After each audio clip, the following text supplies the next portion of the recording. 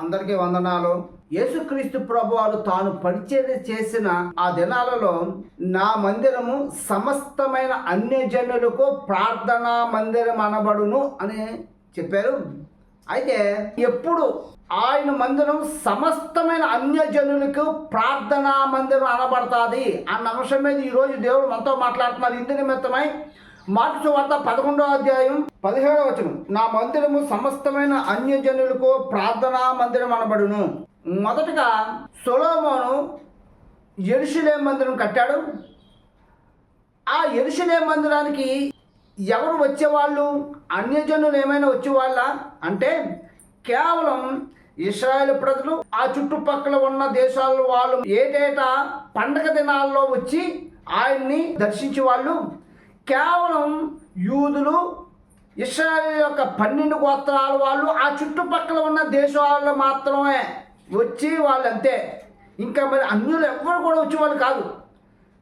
మరి ఇక్కడ ఏం చెప్పబడుతుంది? నా మందిరం సమస్తమైన అన్ని జనులకు ప్రార్థనా మందిరం అనబడుతుంది అన్నారు. మరి రెండో మందిరం ఎప్పుడు కట్టబడింది?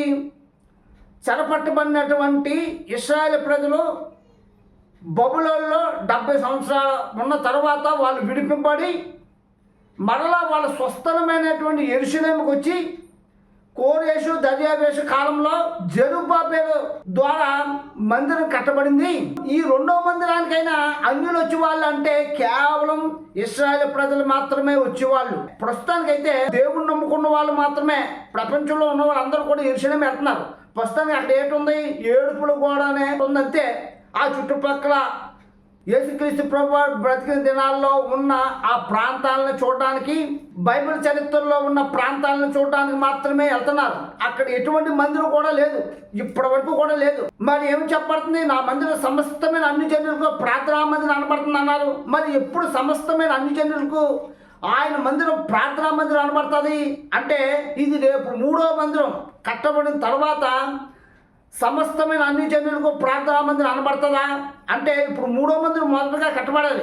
ఎప్పుడు 3వ మందిరం కట్టబడుతుంది అంటే నాకున్న అంచనా ప్రకారంగా అయితే ఈ సంవత్సరంలో లేకపోతే వచ్చే సంవత్సరం మే నెల లోపల కట్టబడుతుందని నాకున్న అభిప్రాయం.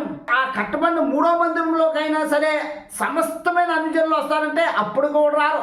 అప్పుడు కూడా ఇప్పుడు ఎలాగైతే ప్రపంచంలో ఉన్న వాళ్ళందరూ యెరూషలేము యాత్రకి ఏ విధంగా వెళ్తున్నారో అదే విధంగా కేవలం యేసుక్రీస్తు ప్రభు వారిని నమ్ముకున్న వాళ్ళు, ఆయన విశ్వసించిన వాళ్ళు మాత్రమే రేపు కట్టబోయే 3వ మందిరానికన్నా వెళ్తారు తప్ప సమస్తమైన అన్ని జనులు ఎవ్వరు కూడా వెళ్ళరు. వాక్యం చెప్పడం స్వయంగా ఇక్కడ యేసుక్రీస్తు ప్రభు వారు చెప్పారు, నా మందిరం సమస్తమైన అన్ని జనులకు ప్రార్థనా మందిరం అనబడుతుందని. మరి ఎప్పుడు సమస్తమైన అన్ని జనులు ఆయన ప్రార్థనా మందిరం దగ్గరికి వెళ్తారంటే ఇది మొదటి మందిరంలో కట్టబడినప్పుడు కానీ, 2వ మందిరం కట్టబడినప్పుడు కానీ, రేపు 3వ మందిరం కట్టబడుతున్నప్పుడు కానీ ఈ మందిరాల్లో ఎవ్వరు కూడా సమస్తమైన అన్ని జనులు ఎప్పుడు కూడా వెళ్ళరు.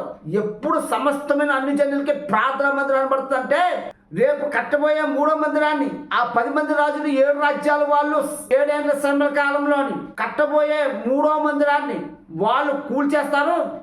దాని తర్వాత యెరూషలేములో ఉన్న ఇశ్రాయేలు ప్రజలు చుట్టుపక్కల ప్రాంతాలకి, అరణ్య ప్రాంతాలకి, చుట్టుపక్కల దేశాలకి చెల్లాచెదరైపోయిన ఇశ్రాయేలు ప్రజలు 7 ఏళ్ల శ్రమలో ముగింపు తర్వాత వాళ్ళ స్వస్థలమైనటువంటి యెరూషలేము మరలా తిరిగి వస్తారు. అప్పుడు వచ్చిన తర్వాత వాళ్ళు మొట్టమొదటిగా చేసే పని ఏంటంటే తెలుసా? వాళ్ళు నివసించడానికి నివాసాలు ఏర్పాటు చేసుకోవడం కాదు. అయ్యో నా దేవుడు మందిరం లేదని చెప్పి వాళ్ళందరూ కూడా యెరూషలేము మందిరాన్ని మొట్టమొదటిగా కడతారు. ఆ కట్టబడిన 4వ మందిరంలోకి సమస్తమైన అన్ని జనులు అందరూ కూడా వస్తారు. అంటే ప్రపంచంలో ఉన్న అన్ని మతాల వాళ్ళు, అన్ని కులాల వాళ్ళు, అన్ని జాతుల వాళ్ళు కూడా అప్పుడు తండోపతండాలుగా యెరూషలేము మందిరానికి వస్తారు.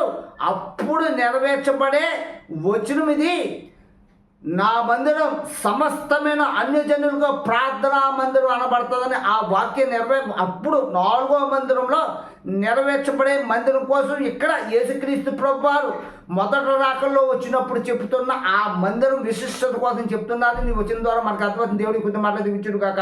ఆమేన్.